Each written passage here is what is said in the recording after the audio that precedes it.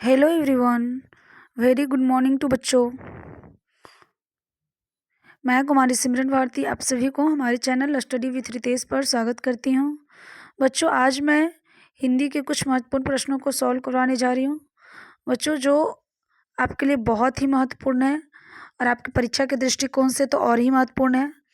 तो बच्चों, इसमें बहुत सारे क्वेश्चन जो है प्रीवियस ईयर से संबंधित हैं, बहुत सारे क्वेश्चन जो हैं विलोम शब्द से संबंधित हैं। तो बच्चों, आज का सेशन काफ़ी इम्पोर्टेंट होने वाला है, इसलिए बच्चों आप लोग वीडियो को मिस बिल्कुल भी ना करें। तो चलिए हम लोग आगे बढ़ते हैं अपने प्रश्न की तरफ। बच्चों, हमारा पहला प्रश्न आपके स्क्रीन पर दिखाई दे रहा होगा। निम्नलिखित में से शुद्ध शब्द का चयन कीजिए, है ना। निम्नलिखित में से शुद्ध शब्द का चयन कीजिए।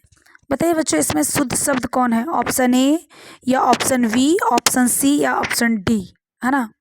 कौन सा शब्द जो है बच्चों इसमें शुद्ध है?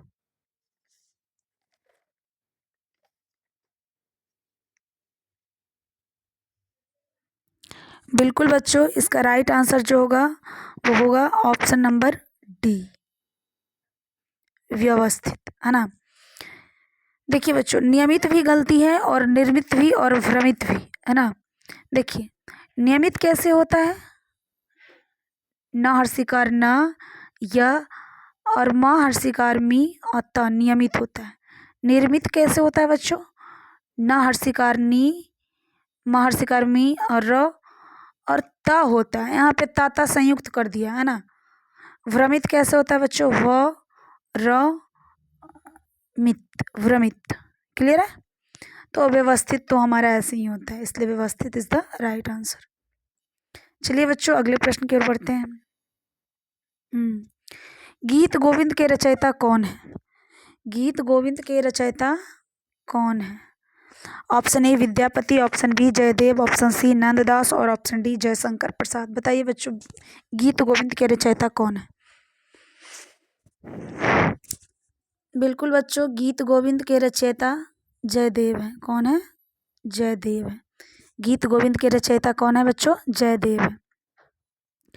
बच्चों, ये गीत गोविंद जो है मुख्यतः संस्कृत भाषा में लिखा हुआ है। किस भाषा में लिखा हुआ है? संस्कृत भाषा में।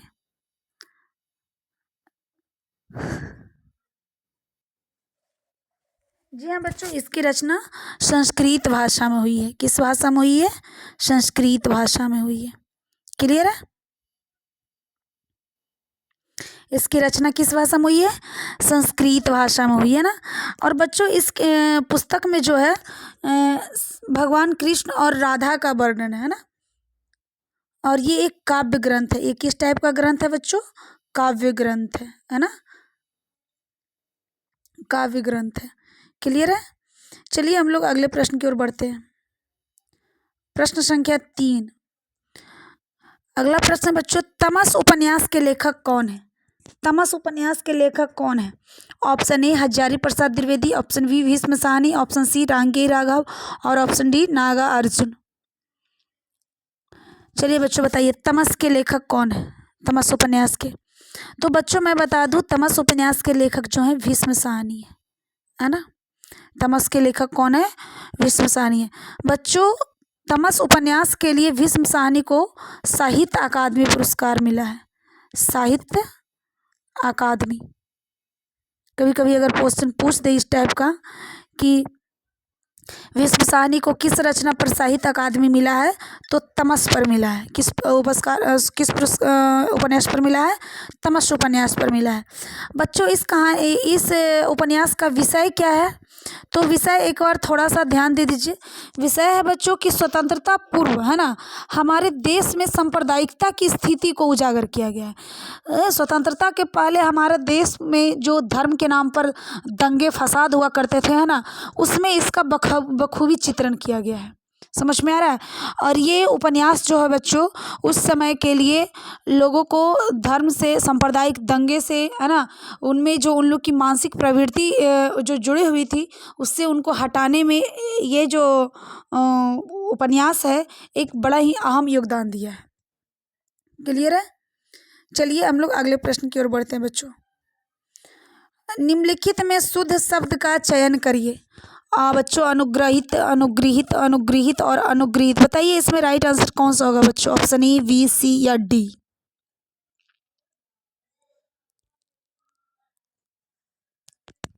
बिल्कुल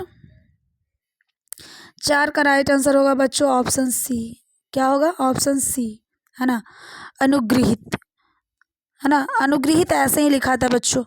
अगर आप लोग सोच रहे हैं कि मैम ऑप्शन ए में भी तो ऐसे अनुगृहित लिखा हुआ है, लेकिन देखिए बच्चों ऑप्शन ए में 2 लिखा है, एक अनुग्रहित भी लिखा हुआ है, तो अनुग्रहित गलत है बच्चों, अनुगृहित होता है ना। अनुगृहित का मतलब क्या होता है बच्चों? इसका मतलब होता है एहसानमंद, नहीं, एहसानमंद, एहसानमंद, है ना, कृतज्ञ। चलिए अगले प्रश्न की ओर बढ़ते हैं बच्चों। कूली उपन्यास के लेखक कौन है? कूली उपन्यास, उपन्यास का नाम क्या है जी? कूली।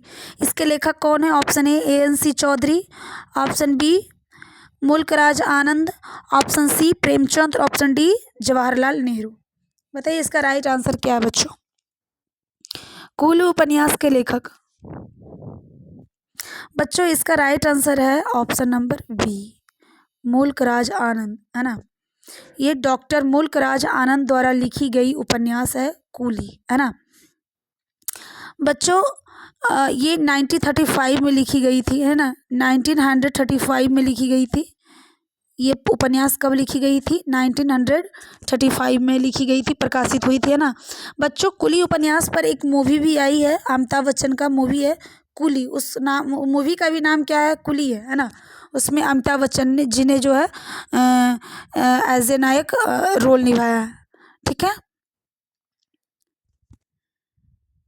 चलिए बच्चों हम लोग अगले प्रश्न की ओर बढ़ते हैं। अत्याचार का सही संधि विच्छेद क्या? अत्याचार का सही संधि विच्छेद क्या है? ऑप्शन ए बच्चों, ऑप्शन बी, ऑप्शन सी या ऑप्शन डी? क्या होगा इसका राइट आंसर बच्चों? अत्याचार का सही संधि विच्छेद क्या होगा? बिल्कुल बच्चों इसका राइट आंसर होगा ऑप्शन नंबर बी, अति जोड़ आचार, है ना, अति धन आचार, अति धन आचार। बच्चों अत्याचार कौन संधि है? तो पहले तो ये स्वर संधि के अंतर्गत आता है ना, स्वर संधि है। कौन सा संधि है? ये स्वर संधि है। लेकिन बच्चों स्वर संधि के भी 5 भेद होते हैं ना, उस पांचों में जो है एक भेद होता है यन संधि, है ना। तो अगर स्वर व्यंजन और विसर्ग दिया हुआ रहे ऑप्शन में तब तो स्वर संधि करेंगे, है ना। और यदि स्वर के अंतर्गत उसके उपभेदों को दिया हुआ रहे, दीर्घ गुण यन वृद्धि दिया हुआ रहे, तो क्या मारेंगे हम लोग? यन संधि मारेंगे, है ना। क्योंकि स्वर संधि को बच्चों 5 भागों में बांटा गया है, दीर्घ संधि, गुण संधि, वृद्धि संधि, यन संधि और अयाद संधि। समझ में आ रहा है ना। ये स्वर संधि को भी 5 भागों में बांटा गया है, तो उसी में जो है ये यन संधि है बच्चों, है ना। चलिए क्लियर है, आगे हम लोग बढ़ते हैं बच्चों। अब है जगन्नाथ का सही संधि विच्छेद क्या होगा? जगन्नाथ, ऑप्शन ए है बच्चों जगत जोड़नाथ, ऑप्शन बी जगत जोड़नाथ, ऑप्शन सी जग जोड़ानाथ, ऑप्शन डी जन्म जोड़ानाथ। इसका राइट आंसर क्या होगा बच्चों? बताइए। बिल्कुल बच्चों इसका राइट आंसर जो होगा ऑप्शन ए होगा जगतनाथ, है ना। यानी कि इसका राइट आंसर क्या होगा? जगत जोड़ नाथ। ये कौन संधि है बच्चों? ये व्यंजन संधि है। ये कौन सा संधि है बच्चों? व्यंजन संधि है। क्लियर है, ये व्यंजन संधि है। जगन्नाथ कौन संधि है बच्चों? व्यंजन संधि है ना। क्योंकि इसका ये इसमें रूल ही है कि जब त के बाद, है ना, उसी वर्ण का अगर तीसरा अक्षर आ जाए, सॉरी 5वां अक्षर आ जाए, तो क्या हो जाता है? त के हटकर उसका 5वां अक्षर वहीं पे हो जाता है। इसलिए त यहाँ पर हटकर बच्चों इसका 5वां अक्षर क्या है? ना है, तो बन गया क्या? जगन्नाथ, है ना। चलिए हम लोग अगले प्रश्न की ओर बढ़ते हैं। प्रश्न संख्या 8, अग्नि परीक्षा पुस्तक के लेखक का नाम बताइए बच्चों। अग्नि परीक्षा पुस्तक के लेखक का नाम बताइए। अग्नि परीक्षा किनकी रचना है? Option A Acharya Tulsidas, option B Harishankar Dwivedi, option C Jaishankar Prasad और ऑप्शन डी सुमित्रानंदन पंत। अग्नि परीक्षा किनकी रचना है? अग्नि परीक्षा बच्चों तुलसीदास की रचना है। किनकी रचना है? इसलिए हमारा राइट आंसर होगा तुलसीदास, है ना। बच्चों इस रचना में है तुलसीदास ने दिखाया कि किस प्रकार से जो है सीता माता ने अग्नि परीक्षा दिया, है ना। सीता माता ने अपने आप को प्रूफ करने के लिए किस तरह से उन्होंने जो है अग्नि परीक्षा को दिया था। चलिए, क्लियर है। बढ़ते हम लोग अगले प्रश्न की ओर। निम्न में से कौन सा शब्द सफल का विलोम नहीं है? निम्न में से कौन सा शब्द सफल का विलोम नहीं है? चलिए ध्यान दीजिए इस प्रश्न की ओर। नहीं है। ऑप्शन ए उत्तीर्ण, ऑप्शन बी विफल, ऑप्शन सी असफल और ऑप्शन डी निसफल। बताइए बच्चों, इसमें कौन सा शब्द जो है सफल का विलोम नहीं है? सफल का उल्टा तो विफल होता ही है, सफल का उल्टा असफल भी होता है ना, निसफल भी होता है। लेकिन उत्तीर्ण तो सफल का उल्टा नहीं है भाई, ये तो क्या है, समानार्थक है ना, पर्यायवाची हो जाएगा। इसलिए इसका राइट आंसर क्या होगा बच्चों? ऑप्शन ए उत्तीर्ण। क्लियर है? हाँ, उत्तीर्ण जो है सफल का क्या है? पर्याय है ना। लेकिन सफल का जो है विफल भी ये उल्टा सेंस है, और असफल भी उल्टी सेंस है ना, निसफल भी उल्टा। ये तीनों के तीनों क्या हैं? उल्टे हैं, यानी कि विलोम शब्द हैं। ये तीनों क्या हैं? एक दूसरे के इसके विलोम शब्द हैं। क्लियर है? अब बढ़ते हैं हम लोग अगले प्रश्न की ओर बच्चों। प्रश्न संख्या 10, प्रवाह के संपादक का नाम बताइए। बच्चों इसमें थोड़ा सा जो है मिस्टेक है, ये प्रवाह नहीं होगा बच्चों, यहाँ पे होगा पीयूष प्रवाह। क्या होगा? पीयूष प्रवाह। चलिए बताइए, पीयूष प्रवाह के संपादक का नाम बताइए। पीयूष प्रवाह एक पत्रिका है बच्चों, है ना, उसके संपादक का नाम बताइए, है ना, उसके एडिटर का नाम बताइए। Option A Pratap Narayan Mishra, option B Sadanand Mishra, option C Bharatendu Harishchandra, option D Ambika Dutt Vyas, है ना, अंबिका दत्त व्यास। यहाँ पे अंबिका लिख दिया है, ये अंबिका होगा, का होगा अंबिका दत्त व्यास। बताइए पीयूष प्रवाह पत्रिका को किसने संपादित किया, है ना, उनके संपादक कौन है? चलिए बच्चों मैं बता देती हूँ, क्योंकि आप लोग को ये प्रश्न नहीं पता होगा, है ना, ये हिंदी साहित्य से संबंधित प्रश्न है। चलिए इसके आंसर जो होंगे बच्चों ऑप्शन डी होंगे, अंबिका दत्त व्यास जी, है ना। पीयूष प्रवाह पत्रिका के संपादक कौन है बच्चों? अंबिका दत्त व्यास, है ना। बच्चों ये पत्रिका 1884 में निकाली गई थी, है ना। कहाँ से निकाली गई थी? काशी से। कहाँ से? काशी से निकाली गई थी ना। बच्चों इस पत्रिका का जो मूल नाम था वो वैष्णव था, है ना। ये पीयूष प्रवाह का जो मूल नाम था क्या था? वैष्णव था, है ना। बाद में जो है इसका नाम बदलकर पीयूष प्रवाह किया गया है। समझ में आ रहा है? वैष्णव सबसे शुरू में जो निकाले थे वैष्णव पत्रिका, लेकिन बाद में फिर इसका नाम बदलकर क्या रखा गया बच्चों? पीयूष प्रवाह रखा गया। क्लियर है? बढ़ूं मैं अगले प्रश्न की तरफ। चलो बच्चों अगला प्रश्न है, मैथिली शरण गुप्त किस काल के कवि थे? मैथिली शरण गुप्त किस काल के कवि थे? आदिकाल, भक्तिकाल, रीतिकाल, आधुनिक काल। बताओ ऑप्शन ए, बी, सी या डी सही होगा। मैं आप लोग को पिछले क्लास में बताई थी कि मैथिली शरण गुप्त को महात्मा गांधी ने राष्ट्र कवि की खिताब से नवाजा, है ना, उनको राष्ट्र कवि की उपाधि दी है। तो आप बता दो महात्मा गांधी किस काल के थे? आधुनिक काल के थे, या रीति काल के, या भक्ति काल के, या आदि काल के थे? बस इतना से समझ जाओ कि जिस काल के महात्मा गांधी थे तो उसी काल के मैथिली शरण गुप्त भी होंगे, है ना। लेकिन बच्चों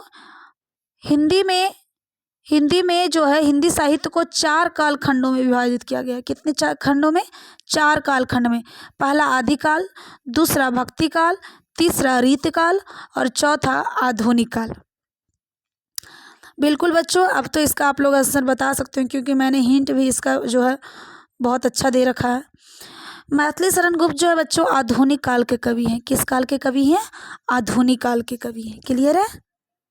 मैथिली शरण गुप्त किस काल के कवि हैं बच्चों? आधुनिक काल के कवि हैं। ना ये आदि काल के, ना भक्ति काल के, ना रीति काल के, है ना। क्लियर है? चलिए हम लोग अगले प्रश्न की ओर बढ़ते हैं। चलिए निम्नलिखित में से कौन सा शब्द सरल का विलोम नहीं है? सरल का विलोम नहीं है या नहीं हो सकता है ना। सरल का विलोम ऑप्शन ए वक्र, ऑप्शन बी कुटिल, ऑप्शन सी कठिन और ऑप्शन डी सुलभ। बताइए इसका राइट आंसर क्या होगा बच्चों।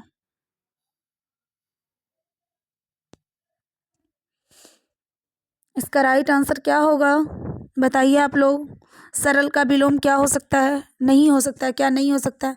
देखो बच्चों, वक्र तो सरल का विलोम है ही, क्योंकि सरल का मतलब अगर हम किसी लाइन को, अगर हम किसी लाइन के पर्पज से पूछते हैं तो ये लाइन सरल है यानी कि सीधी है ना।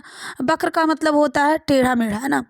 कुटिल कुटिल का मतलब होता है कि जो थोड़ा नहीं कहते हैं कि थोड़ा कुटिल स्वभाव का है। कहने का मतलब है कि उसका स्वभाव जो है सरल नहीं है ना। उसका स्वभाव थोड़ा इधर उधर करने का ज़्यादा है ना, तो वो कुटिल हो गया। और कठिन, कठिन भी जो है सरल का विलोम शब्द है। किसी कार्य को हम सरल तरीके से करते हैं, कठिन कोई कार्य सरल होता है, कोई कार्य कठिन होता है, तो ये भी विलोम है। लेकिन सुलभ बच्चों, सुलभ और सरल है ना, दोनों एक दूसरे के पर्यायवाची हैं। क्लियर है, इसलिए इसका राइट आंसर होगा बच्चों सुलभ। क्या होगा, सुलभ। जबकि वक्र, कुटिल और कठिन ये तीनों जो है बच्चों इसके क्या है, विलोम है ना। और सुलभ क्या है बच्चों, पर्याय है। क्लियर है, चलो बढ़ती हूँ मैं आगे। बच्चों अगला प्रश्न है, स्व जोड़ व जोड़ आ जोड़ त जोड़ अ जोड़ न जोड़ त जोड़ र जोड़ अ जोड़ यू जोड़ आ जोड़ के मेल से बने शब्द का चयन करिए। अब देखो मैं इसको यहाँ पे मिलाकर लिखती हूँ है ना।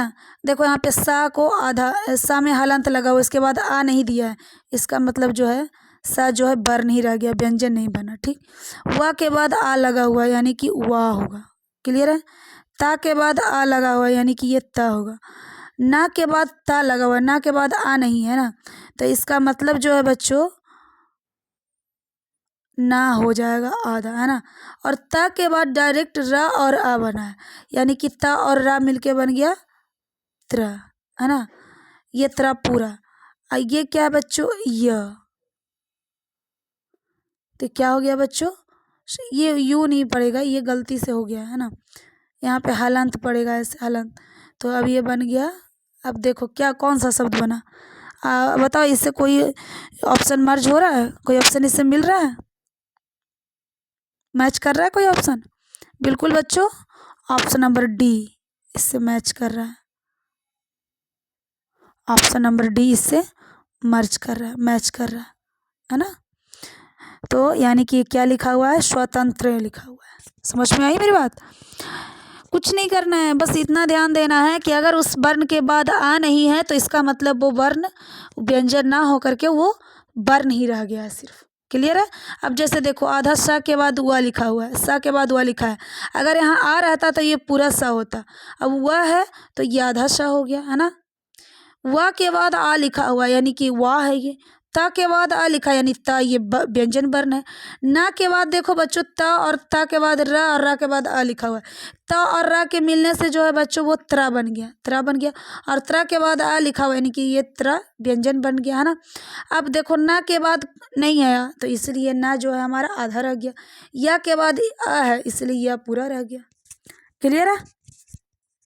व्यंजन वर्ण उन वर्णों को कहते हैं जो स्वर की सहायता से बने होते हैं ना, जिनके उच्चारण में स्वर की मदद ली जाती हो। ये तो समझते हैं आप लोग। चलिए क्लियर है, अगले प्रश्न की ओर बढ़ा जाए।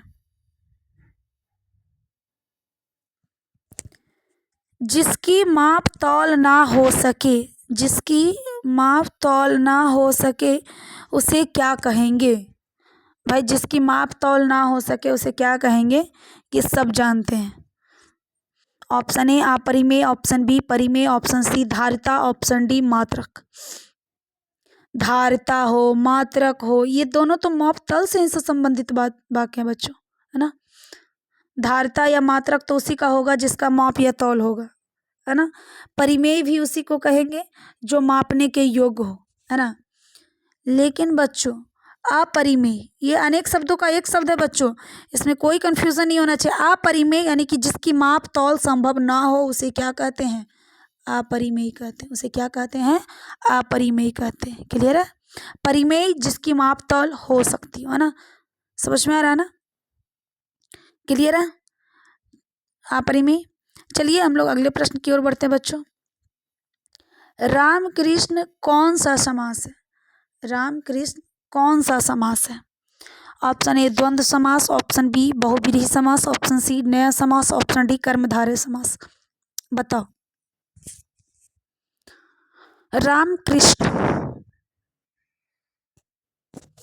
बच्चों, राम कृष्ण जो है वो द्वंद्व समास होगा। कैसे होगा ये मैं बताती हूँ। राम कृष्ण कौन सा समास होगा बच्चों? द्वंद्व समास होगा। कैसे होगा? देखिए, राम कृष्ण इसका मतलब हुआ बच्चों, अगर समासिक विग्रह इसका करते हैं तो राम और कृष्ण, इसका मतलब क्या होगा? राम और कृष्ण, है ना। भले ही इसमें योजक चिन्ह ना लगा हुआ हो, है ना, लेकिन इसमें दोनों पद क्या है? प्रधान है। राम भी प्रधान है और कृष्ण भी प्रधान है ना। और दोनों पद जो है उनके बीच में भले ही योजक चिन्ह ना हो, लेकिन दोनों पद जो है बच्चों एक दूसरे का क्या है? द्वंद्वात्मक है। समझ में आ रहा है ना? इसीलिए ये कौन सा समास है? द्वंद्व समास है। राम कृष्ण कहने का मतलब हुआ बच्चों राम और कृष्ण, है ना। कभी कभी इसका एक समास ये आता है बच्चों शीतोष्ण, इस तरह से आता है। ये बहुत बार एग्जाम में पूछ चुका है। शीतोष्ण कौन समास है? तो बच्चों इसका होगा शीत और उष्ण। क्या होगा बच्चों? शीत और उष्ण, है ना। तो ये भी हो गया द्वंद्व समास। क्लियर है बच्चों? चलिए बच्चों, आज का प्रश्न यहीं समाप्त होता है। अब हम लोग मिलते हैं नेक्स्ट वीडियो में, है ना, कुछ महत्वपूर्ण प्रश्नों के साथ। और बच्चों आप जो पीछे बनाते हो ना उसको याद रखो, क्योंकि आप यही देखो ना कि मैं अभी ज़्यादा वीडियो तो नहीं बनाई हूँ, लेकिन जो भी वीडियो बनाई हूँ उसमें से ही कुछ क्वेश्चन जो हैं एक दूसरे से संबंधित होते हैं, है ना। तो क्वेश्चन आपके प्रीवियस क्वेश्चन के बेसिस पर वो बन सकते हैं, है ना। हमें बहुत ज़्यादा याद रखने की ज़रूरत नहीं है। एक क्वेश्चन से ही बहुत सारे क्वेश्चन क्रिएट होते हैं। तो क्या हम एक क्वेश्चन से बहुत सारे क्वेश्चन को याद नहीं रख सकते हैं? बिल्कुल याद रख सकते हैं भाई, है ना। तो इसलिए हम प्रीवियस जो पढ़ते हैं उसको ध्यान में रखेंगे, है ना। उस बेसिस पर अगर हम आगे आने वाले क्वेश्चन को बनाएंगे, जज करेंगे ना, तो बहुत ही आसान होगा बच्चों। इसलिए आप लोग प्रीवियस क्वेश्चन को जो है, अगर आप जब मैं पढ़ाती हूँ तो ऐसा नहीं है कि आप लोग सिर्फ सुनो और उसको छोड़ दो, है ना। आप ऑप्शन मत लिखो, लेकिन उसका आंसर तो ज़रूर लिख लो, है ना। क्वेश्चन लिखो, उसके बाद उसका आंसर नोट करते चलो। क्योंकि एक क्वेश्चन में भले आप लोग को लगता होगा कि ये 15 क्वेश्चन है बच्चों, लेकिन ये 15 क्वेश्चन की जगह आप लोग देखते होंगे 40 से 45 क्वेश्चन तो पक्का निकल आता है, नहीं निकल आता है। इसीलिए आप जो है प्रीवियस क्वेश्चन को याद करो, उसको रिमाइंड करो फिर से, है ना। और आगे आगे जैसे जैसे आप बढ़ोगे, है ना, प्रीवियस क्वेश्चन के आधार पर आपको मैं 10 में से गारंटी लेती हूँ कि 3 से 4 क्वेश्चन आपके प्रीवियस क्वेश्चन से ही संबंधित रहेंगे, जो कि आप पीछे पढ़ चुके हैं। क्लियर है? तो बच्चों आप लोग रिवीजन कभी मत छोड़ो, है ना। क्योंकि एग्ज़ाम टाइम में क्या होता है ना कि टाइम बहुत कम होता है और पढ़ना बहुत ज़्यादा होता है ना।